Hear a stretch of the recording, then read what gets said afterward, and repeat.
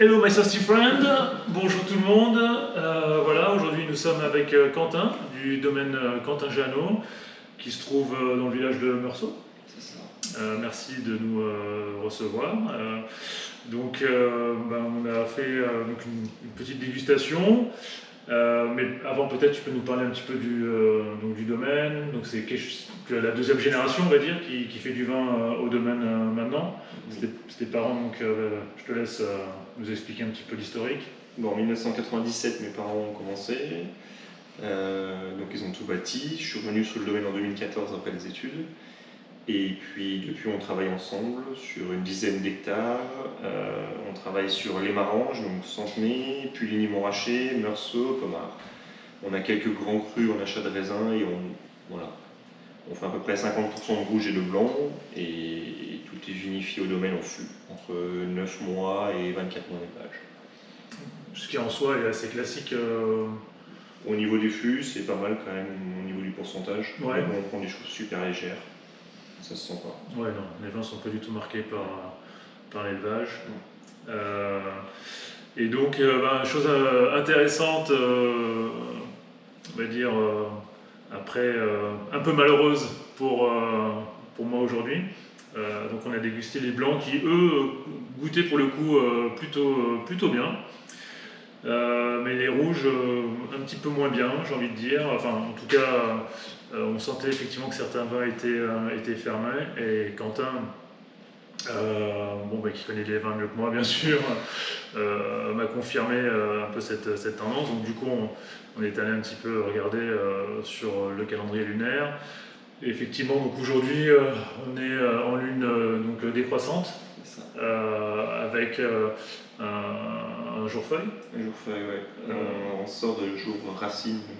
Voilà, donc c'est généralement pour déguster des vins, enfin notamment des vins qui sont vivants, hein, qui ne sont pas trafiqués au possible, donc peu de sulfite. Bon, là, on est sur des vignes qui sont élevées en bio, voilà, même si c'est pas, il n'y a pas de certification mais voilà, on sent que ce sont des vins qui sont vivants. En tout cas, ça se sent bien sur les blancs.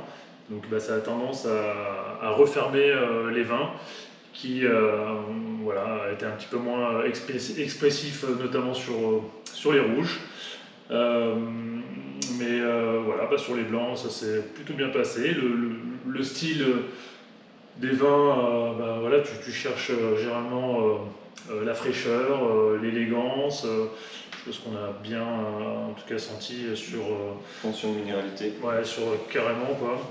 Donc parle-nous un petit peu des crus justement, le Centenay, Clodéate. Centenay Clodéate, c'est mes parents qui ont lancé en 2001, donc une vigne. Comme c'est que de la roche et du calcaire, on a tout planté en marteau-piqueur. Donc en fait là en ce moment on ne remplace pas les pieds puisque c'est trop compliqué. Donc le jour où la vigne sera trop vieille ou ne produira plus assez, on va replanter une partie de la vigne, mais avec des machines, donc on dit des constructeurs. Ouais. Ça sera beaucoup plus simple. Maintenant, la mécanisation est beaucoup plus aisée. Sinon, donc, on a Puligny, on a des enseignières, des folatières et des cailleries à Puligny. Meursault-Narvaux, donc on a goûté tout à l'heure, c'est le second blanc. On est sur les Narvaux du dessous, donc juste au-dessus des Meursault premier cru Perrières, et à côté de nos Meursault premier cru Port-Ruzeau. On a des Tillers, des Casquettes et des Limousins aussi. Et donc on a des Port-Ruzeau, des Charmes et des Bouchers en premier cru. Voilà. Et on achète donc des Cortons Charlemagne en août. Donc pour avoir un grand cru en blanc et des Bâtards Montrachet. Et donc on est là pour le coup sur des sols donc très calcaires, très calcaires. Voilà, il y a très peu de terre. Ouais, il y a très peu de terre, donc c'est vrai qu'on a quand même des vins, on sent qui sont assez fermes. Hein. On n'est pas des vins démonstratifs, un petit peu gras. Bon, en plus en même temps on est sur Millésime 2001 de toute façon, donc forcément ça restera des vins plus très petits millésimes en quantité. Ouais. Les Narvaux, ça reste quand même un climat qui est assez connu. Généralement, c'est quoi? C'est parce que c'est quand même un grand, enfin, en termes de superficie. C'est grand en taille en superficie, et c'est surtout parce que c'est le seul lieu-dit à Meursault qui est, avec les Tillers, au-dessus des premiers crus.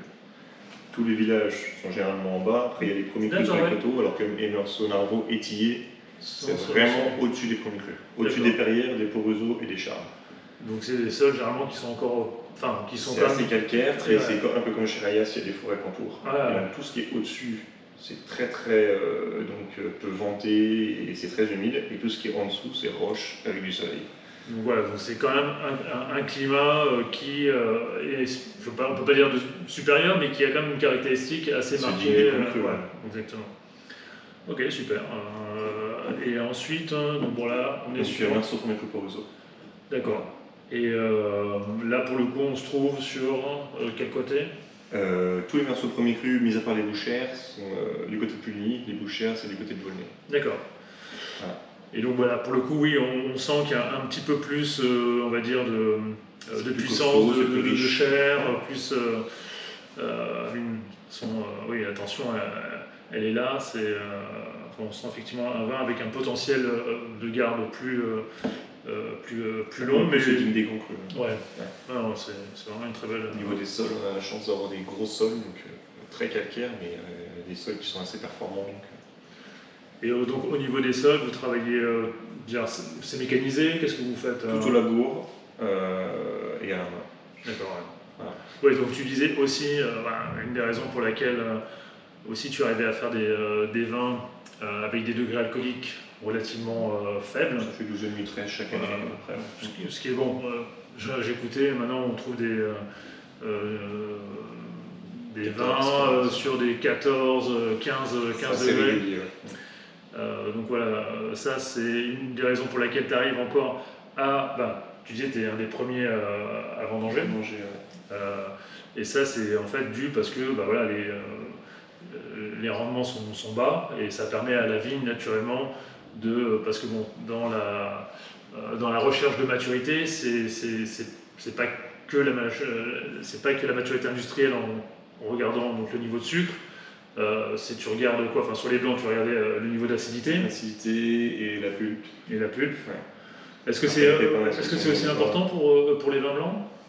Ou Oui, un peu moins? si Ouais. les pépins sont verts, ça donne du vert, et c'est pas bon.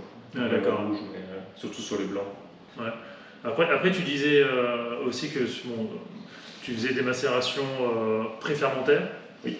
À froid. Donc sur les blancs, c'est 3 jours? C'est 3 jours. 3 On jours. rentre, on presse, on égrappe, pré-fermentaire à froid, et ensuite Donc vous mettez en cuve ou c'est dans un pressoir et ça attend 3 jours dans un pressoir? Non, c'est dans une cuve. C'est dans une cuve. Ouais.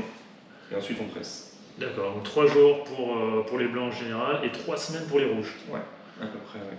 D'accord. Ça dépend des années, mais entre 15 et 20 jours. Ensuite, on a goûté en rouge. Enfin, moi personnellement, j'ai trouvé que que le Marange goûtait plutôt bien. Je prends une petite lichette. Merci. Voilà, même si effectivement, bon, c'est. Premier virage de la côte de Baule en son miroir. Je vous montre un petit peu plus près, voilà, à quoi ça ressemble. Donc là, pour le coup, tu expliquais que sur Marange, il y a différents terroirs. Oui. Et que là, pour le coup, c'était un assemblage justement de tous les terroirs. On a 7 parcelles dans les Maranges, donc il y a à peu près 3 hectares, et on assemble les 7 parcelles. C'est la seule appellation où on assemble les parcelles à la même bouteille. Sinon, chaque parcelle quasiment a une bouteille différente, parce qu'ils ont un sol ou un sous-sol différent. J'ai fait pas mal d'analyses là-dessus, par contre, quand je suis revenu, et c'est vrai que c'est assez intéressant. C'est là que tu vois s'il manque justement des carences en fer, des choses comme ça, ou s'il y a des sols qui sont épuisés, ou... J'ai séparé le gros terroir, parce que j'avais décidé, j'aurais fait de le garder financièrement, mais on avait un petit peu de perrière, un Meursault, on s'en est séparé parce que le sol est complètement détruit. Et là, le gars qui l'a récupéré il y a 7 ans, on l'a vendu, il l'a arraché là et je suis pas sûr qu'il ait fait une récolte dedans. Ouais. Ah ouais, en 7 ans, il va attendre au moins 30 ans à replanter. Waouh. Ah ouais, le sol était vraiment défoncé quoi. Les vieux ont toujours tiré dessus. Hein, donc, bah ouais. Puis du chimique, de l'engrais, il n'y a rien qui se fait naturellement. Puis à un moment donné. Ouais. Bon, en tout cas, un vin assez plaisant, même si effectivement, d'après Quentin, ça reste fermé. La caractéristique pour toi des Maranges, c'est qu'est-ce que tu attends d'un vin? De toute façon, en général, les vins sont sur la fraîcheur, quoi qu'il arrive. Bon, là, on est sur 2020, mais on sent qu'il n'y a pas de lourdeur. Il y a une belle structure, il y a une belle trame tannique. Après, ce qui manque un petit peu dans les vins aujourd'hui, c'est plus, on va dire, après, une fois qu'on les a en bouche, le vin se développe, on va dire. Le vin a tendance à être un peu ramassé. avec les tanins qui sont quand même parfois assez puissants, et donc les vins ne déroulent pas facilement en bouche, ils ont tendance à se crisper un petit peu. Un petit peu fermé, Mais bon. Sinon, on arrange, on est sur des marnes et des argiles. Donc généralement, ça fait des vins assez costauds quand même. Ouais. Après, c'est des beaux terroirs, parce que dans les bons terroirs, pas parce que c'est nous, mais on a une grosse partie qui sont sous les Maranges comme avec le Rousseau. Et donc là, c'est la même terroir que Centenay. Donc c'est des calcaires, avec de l'argile, donc l'argile calcaire. Et ça donne ce genre de vin assez fin, il y a une belle longueur, c'est pas trop puissant, c'est pas astringent. Après, il y a certains côtés des Maranges ou du côté des Bourgognes régionaux. Là, il y a les grosses terres, c'est un peu plus compliqué. Mais Maranges, c'est un beau village. D'accord. Donc en général, on va dire, Maranges, quand même, des terroirs un petit peu plus lourds, un peu plus argileux. Ils sont plus profonds surtout. Plus profond. Il y a plus d'argile de marne, et donc la ligne se développe plus facilement. Donc généralement des vins un petit peu plus opulents, un petit peu plus costaud, plus riche. Ouais. Alors que dès qu'on va passer sur Centenay, on va être plus sur le côté Marange, un peu une argile calcaire pareil. Par contre, Champenois du côté de Chassagne-Montrachet, là on tape directement sur le calcaire comme ça, et là on n'a plus de sol. Donc ça fait des vins beaucoup plus droits, beaucoup plus tendus. Il y a ça aussi là. Ça c'est juste au-dessus de ça en fait. D'accord. Donc les pastants c'est à côté des gravières, et ça c'est pareil, comme par exemple les Narvaux, c'est juste au-dessus des gravières, alors que c'est des villages. D'accord. Et alors, c'est vrai que pour moi généralement, est-ce que Centenay et Maranges ce sont plus des terroirs à vin rouge? Tu n'avais pas l'air. Non, c'est pour toi. Il y a encore 10 ans, Centenay et Maranges, il n'y avait quasiment pas de blanc. Voilà, c'est ça. Ouais. Dans les Maranges, surtout, maintenant tout le monde arrache le rouge pour planter des blancs. Ouais. Je ne suis pas persuadé que ce soit la bonne chose. Mais Centenay, par contre, ça peut être un bon village à blanc.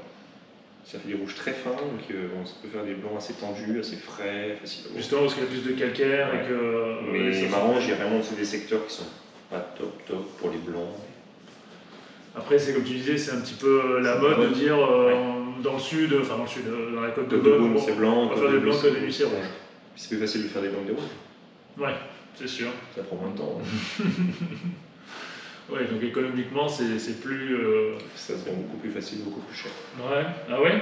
Les blancs, tu vends le double des prix des blancs que des rouges. Ok, tiens, ça. En exagérant, mais c'est ça. C'est plus facile de vendre des blancs. Actuellement, tout le monde demande des blancs que des rouges. Ok, il y a de l'offre. Yo, hier, la première chose qu'il me fait, il fait encore des blancs. Je fais pas beaucoup. Non, mais c'est vrai. Est-ce que quand ça a gelé en 2021, c'est surtout les blancs qui ont ramassé? C'est tout, là pour le coup c'était tout. Toute la côte de Beaune. La côte de Nuit ça va à peu près, mais la côte de Beaune. Le moins on a fait de vin, je pense, c'est Centenay Clos de Latte. D'accord. Moi j'en ai fait 4 pièges, j'en ai 1200 bouteilles au lieu de 6000 quelque chose. Ça fait 15% de la récolte. Je te disais tout à l'heure 20, c'est à peu près dans l'ensemble, c'est ça, entre 15 et 20%. Bon, on espère en tout cas que le millésime 2022 va bien se passer. Là, on a juste eu un peu de pluie. On ne sait pas si ça s'est arrêté ou si ça va continuer. Ça n'a pas l'air. Mais bon, en tout cas, c'est toujours ça de prix. 1 millimètre par 1 millimètre. Ouais, bon, s'il pleut tous les jours 1 millimètre. Alors, en même temps, c'est peut-être pas non plus bon s'il pleut tous les jours. 30 millimètres, c'est à peine assez. Bon. Ouais. Bon, pas le choix, avec le temps. Bon, en tout cas, espérons que quand même ça aille jusqu'au bout, qu'il n'y ait pas de mauvaise surprise et qu'on ait un petit peu de volume en 2022, que ça puisse équilibrer un petit peu les comptes. Et ça arrête la flambée des prix. C'est ça, ouais. Ouais, clairement. C'est débile. Que ce soit sur les bouteilles ou sur les terrains. Ouais, après, comme on disait, après c'est même plus rentable de faire du vin, c'est juste de la pure spéculation immobilière. Après, à l'époque, tous les gros négoces ils ont commencé comme ça, ils achetaient un vin. Après, bon, ils ont vu, pour placer leur argent, ils achetaient les terres, mais tous les gros négoces, ils n'avaient pas de terre. Ouais. Ils achetaient le vin, ils le revendaient. Tu achètes une pièce de vin, tu as toujours ta pièce de vin. Mais quand on produit une ouvrier pour faire une pièce, des années comme l'année dernière, tu n'as rien. Ouais. Tu as quand même tous les travaux à côté. Il faut payer tout ce qu'il y a à payer. Pour l'instant, on a encore un peu de vin, il n'y en a pas beaucoup, donc si vous en voulez, passez commande, petit message qui va passer, non je déconne, il n'y a rien avant, on est en Bourgogne, ça a toujours été comme ça. Pas grand chose, en on tout va cas, faire un gros millésime 2022. Ouais, en tout cas merci Quentin de nous avoir reçus au domaine, d'avoir pris le temps de nous expliquer un petit peu tout ça, et c'était très agréable. Merci. Merci. Hein.